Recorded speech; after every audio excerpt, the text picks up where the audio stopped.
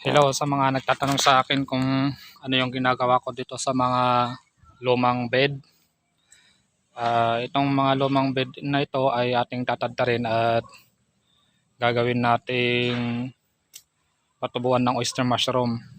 Yan, itong mga ito. So, abangan nyo lang yung aking gagawing video patungkol dito para sa ganun ay masundan nyo rin at pwede nyong gawing oyster.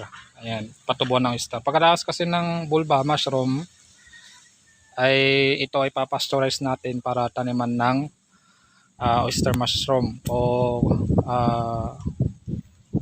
kabuting pamaypay na sinasabi nila. Yung puti, yung mayroong puti tapos mayroong brown, black, ganyan. Ito yan. Para hindi sa sayang.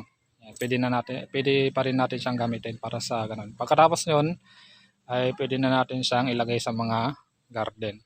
So kung ayun nyo naman na gawing patubo ng oyster kasi matrabaho, ay tadtarin nyo lamang at ilagay nyo sa garden nyo para maging pataba ng mga gulay or halaman. Ganyan. So, yan lang at sana meron ka natutunan sa video na ito. At huwag ninyong kalimutan na mag-like and share sa ating mga video. Salamat. God bless you.